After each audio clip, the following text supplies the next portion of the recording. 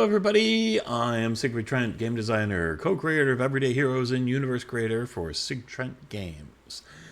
Today I'm going to update you on what's going on with Sig Trent Games in week 37, give you a very brief bit of game design advice, and talk about my life and gaming in general. So what's been going on in week 37? Quite a bit. Shotgun Fantasy, editing continues. I got through the Isekai section, so that's all done, and now I am working on the rules section.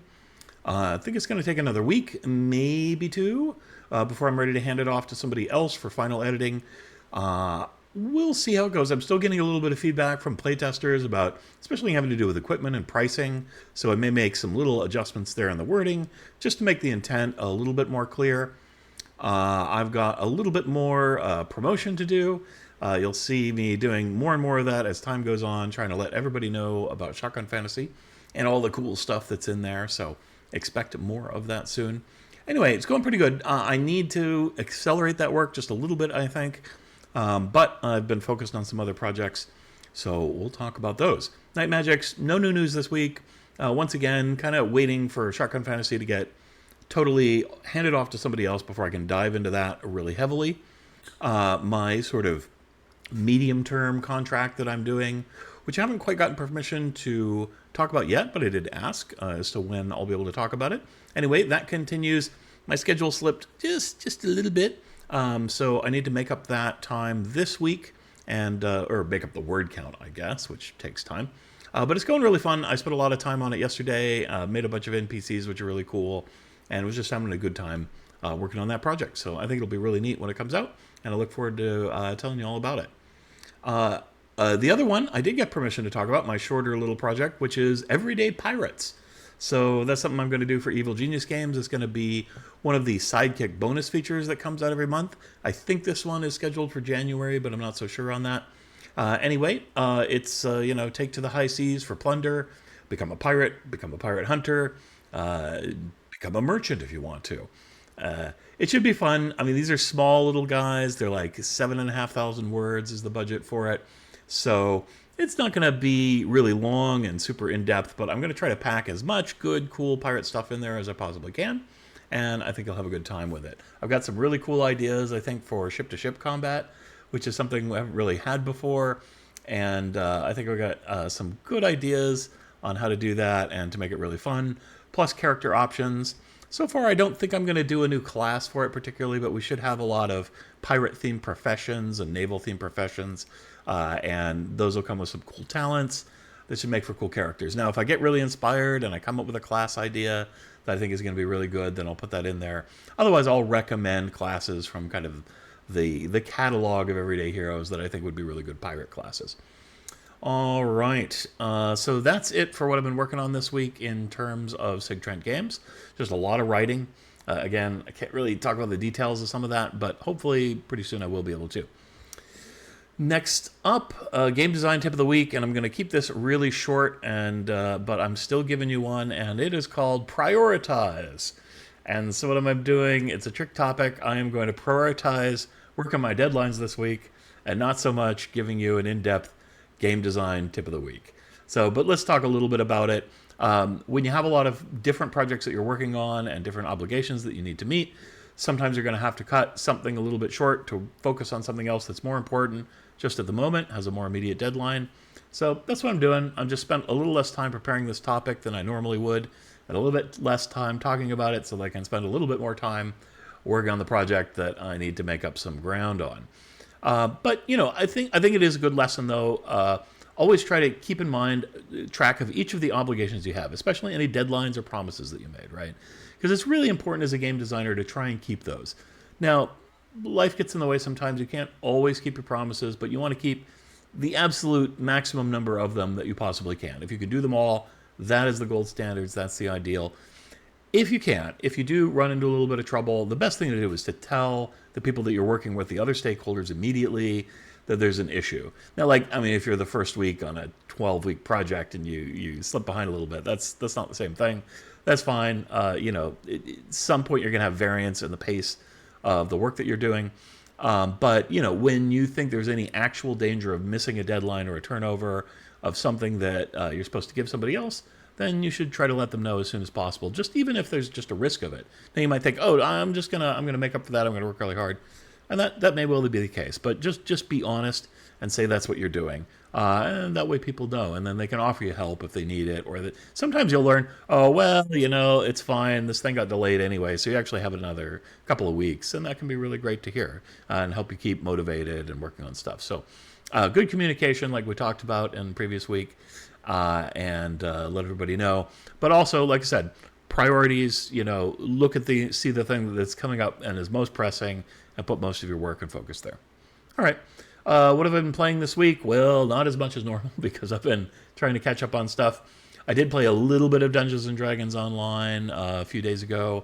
I've been doing the Maybar content, and that's pretty fun. But just, a little bit here and there. I did get a character from level 32 to 33, the great Gabriazar, who is, I'm about to talk more about, but Gabriazar is like a character archetype that I've played in a few different games over the years. Normally in Dungeons & Dragons, he's like a bard. And indeed, in Dungeons & Dragons Online, he's a bard. He's a little bit of a cad, a silly sort of playboy guy. He was originally kind of an evil character, and he's pretty selfish, self-aggrandizing, pleasure-seeking sort of a guy. Not evil. He doesn't really want to hurt anybody, but he always kind of looks out for himself first. But he's also inadvertently usually a hero or doing heroic things because, of course, I'm playing in role-playing adventures, which are usually designed for that, right? So I think he's kind of a fun, interesting character in that way. As a reluctant, would-be selfish character who ends up playing the hero kind of by accident, usually solves problems through either clever conniving, sort of some deception and clever lying, or just by being very charming and persuading people to do things that are going to work out for the best. So I say I was going to talk about it later because I also played another session of Traveler this week, which was super fun. So thanks, Brian, and all those guys who I played Traveler with. Boy, the great Gabriazar, he definitely got up to some problems. He got framed for murder. We were actually involved we were trying to track down some hostages, and we ended up making a major assault upon a gang headquarters in kind of like the slum part of town where the police don't go. And because we have some pretty militant members in my crew, I'm the captain of a would-be starship, you kind of like wiped out the gang and blew up their headquarters and created mass destruction. But they were bad guys, you see. But anyway, it's all part of a larger plot where the rich family and corporation that Gabriazar is from, to which he's a little bit of a black sheep, have been accused of drug smuggling, and I've been asked to try and clear the family name because I have a reputation for kind of arranging things and making things work out. And so there seems to be some connection between the local port authority and this gang because, like, the next morning, the port authority cops came down on my spaceship like a ton of bricks and demanded that we be arrested. And I turned myself over because Gabriazar is really about resolving things with violence. He'd rather talk his way out of it and be cunning that way. But then the gang tried to break us out of prison to assassinate us, and it was crazy. It was mayhem. It was wonderful. Role-playing. I love that stuff. So I had a good time. And he just about died because he's a total weakling. Doesn't have very many hit points in that game. It works a little differently, but it kind of comes out the same. And so he got beaten up during the prison escape quite badly, but the team did make it out because, again, his crew members are a little more militant, a little more capable of violence than he is. So anyway, I had a great time with that. Nomad N is continuing on her Twitch channel to pay Phasmophobia, the Blood Moon, or actually I think it has a different name. I forget, it's like the Evil Eye or something like that. Anyway, it's their Halloween special. Pretty cool. So she has managed to unlock the highest level of trophy for that event. So maybe she'll be moving on to another game. I don't know. But she loves Phasmophobia, so she may just keep playing it during that event. In playing with her, managed to get all my equipment unlocked. It's the first time I've done that, so I got a little achievement for it. I think she's done that 3 or 4 times. You can kind of recycle in that game and get prestige badges by playing from the bottom level back up to the top again. But I have not done that. So I guess I'm getting pretty close to the top levels.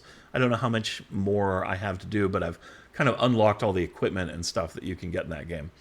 So I play a fair bit of Phasmophobia. I think only 4% of other players have achieved this glorious achievement. So I guess over the years playing with Anna, I've done quite a bit. I almost only play that game with Anna, though. I don't play it too much by myself. All right, so how about life in general? Well, I was a little tired last week. I did had to spend a couple days trying to catch up on sleep because I burned the midnight oil a couple of times, and I was getting a little like not very useful, not very creative. So I had to catch up on my sleep, but I've done all that, so that's good. Coming into Monday, Tuesday, Wednesday, which are my big working days. I don't have my Monday game this week, so that gave me a little bit more time to work with. So far, so good. Pretty productive. Just got to keep at it, and I'll catch up to all my goals and where I want to be. What else? My anniversary is coming up. Ann and I were married on Halloween, so every year around this time, love is in the air. And I think it's my job on odd years, which this is, to plan group events like that. So I need to come up with some stuff to do. But Ann's going to help me because I'm so busy right now. So together we will have a fun anniversary sometime around Halloween. Just really kind of depends on what day things fall on, but should be cool. So I hope love is in the air for you as well, and that you have a wonderful week. And we'll see you again next week. Take care, and bye-bye.